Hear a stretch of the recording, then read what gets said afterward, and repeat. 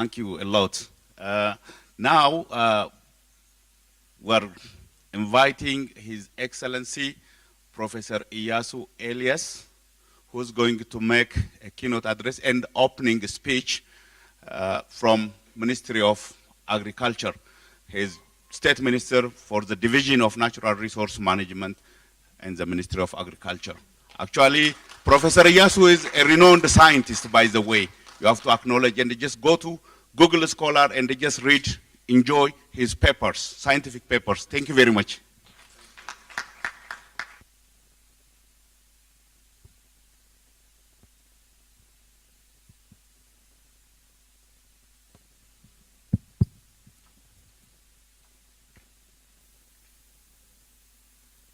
Oh, thank you. Good morning, everyone. Salam Sibbal no maqawna zimta zi min dohona algabaኝም. Good morning. So you need to be active enough for such a topic called dream. You need to, a dreaming spirit, imaginary spirit is, I think, very important.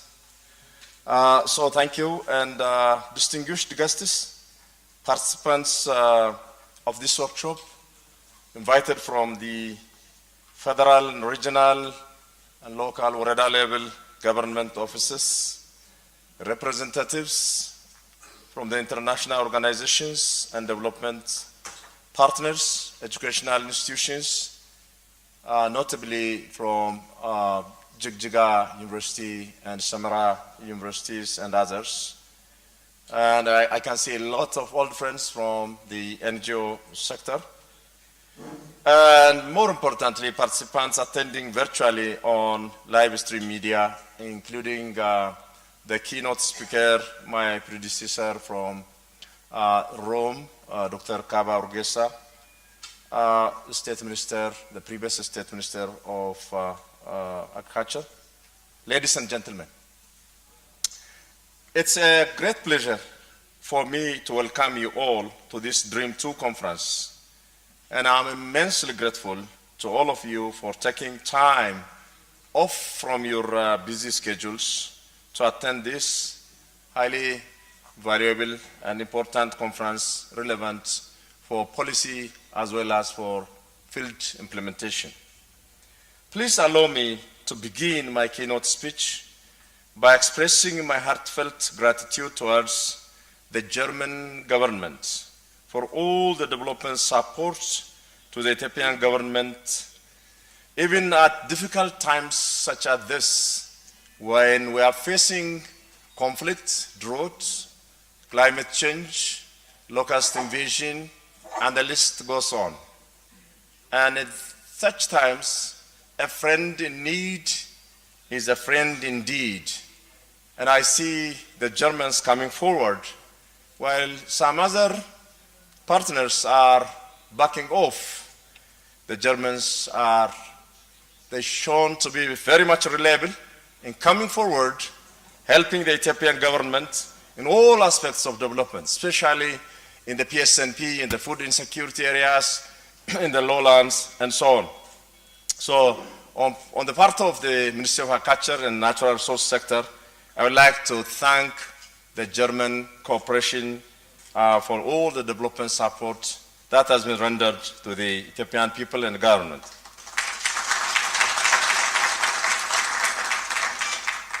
On a personal level, I have also a word of thanks.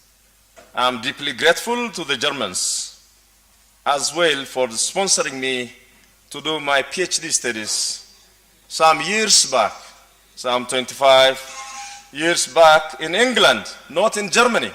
And that is rather interesting and shows the level of commitment that Germans have for the young, growing Ethiopians and Africans that are now serving the people and the government back in their home countries. So thank you again at a personal level.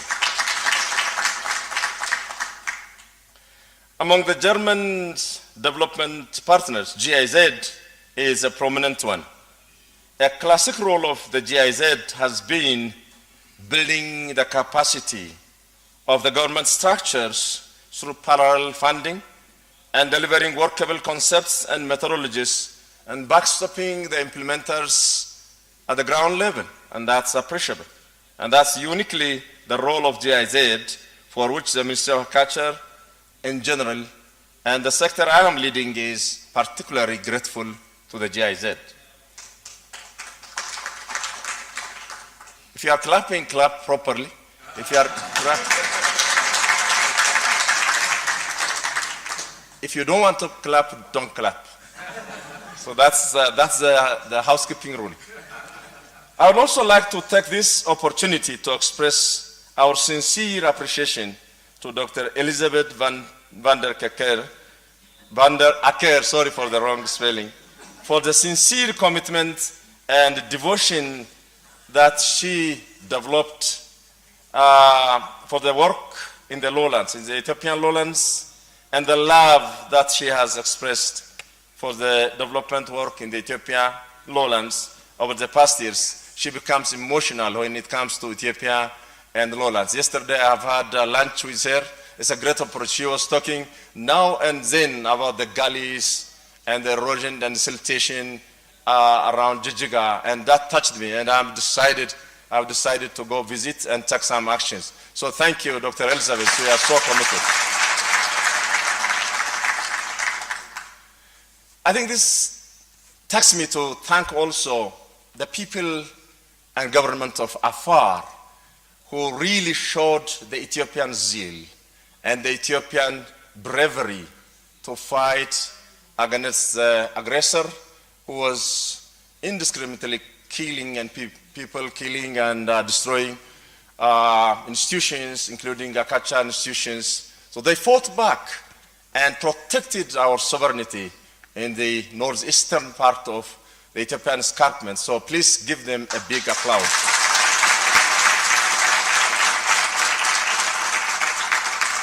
አፋር እናመሰግናለን። አማራም እንደዚሁ ነው። የእናንተ ይበልጣል። May I now lead you to the topic we are just about to discuss. In fact, in my preparation, I thought my speech comes ahead. So now we are in the middle of the discussion about the dream, which is all about coordination, cooperation, and capacity building. That is the mission that we really want to see in the lowland development work. The country Ethiopia also is dreaming. It's dreaming to achieve food security. It's dreaming to be self-sufficient in grain and cereal production. It's dreaming to feed its own people, not rely on foreign aid, which also now is becoming not only political and economic issue, but also an issue of sovereignty. So we are dreaming to develop our lowlands. The lowlands represent about 65% of the country's landmass. Landmass that is very much been crossed by transboundary big rivers, name them, you know all of them. Dumping fertile topsoil that has been transported from the rugged terrains, cultivated fields in the highlands.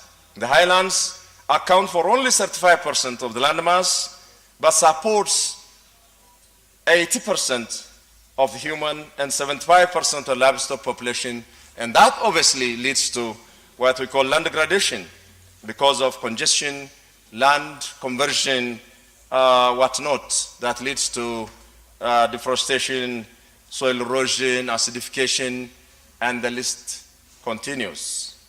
This and other manifold problems have left the country to be food insecure, nutrition insecure, economically poor. So we really need to break this cycle and grow by developing the uncultivated lands that's used properly, not used in the past, through various means, and we really dream to develop irrigated agriculture to achieve food security in this country.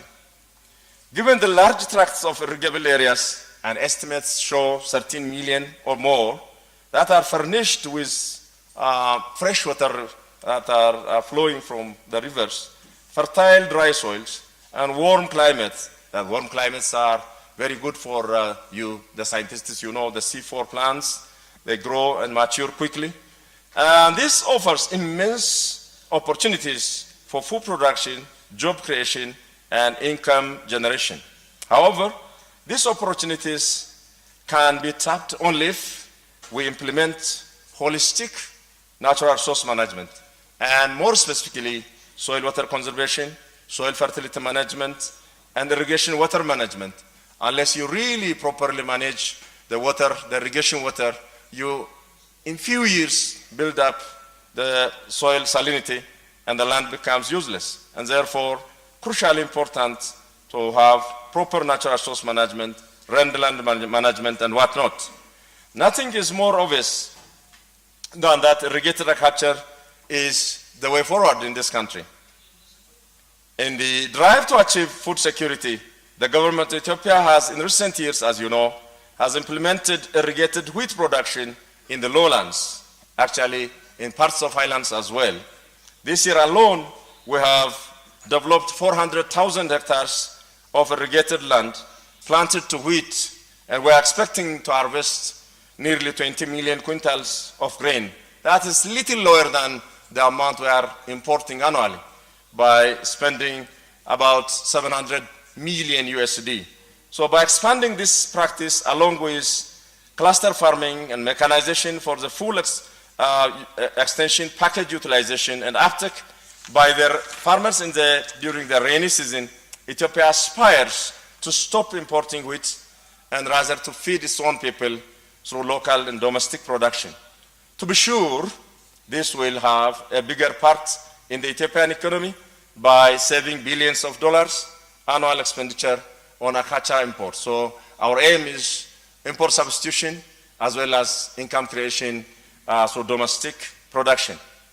However, I'm worried that as we expand the lowland cultivation, what is the implication for pastoral livelihoods that are dependent on mobility and dry season, between dry season and wet season grazing areas, watering points. So those kind of things need to be holistically harnessed. At the moment, critical issue for Ethiopia is to supply edible oil, like for example, sugar. Those commodities can easily be produced in the lowlands, eminently suitable to grow, for example, sunflower or sugar cane, and so on. But this has to be well aligned with the development aspiration of the pastoral communities as well. I'm very much close to this subject. I have written a number of articles on this, and I think I really ask the attendants, the participants, to really align the development programs in the lowlands.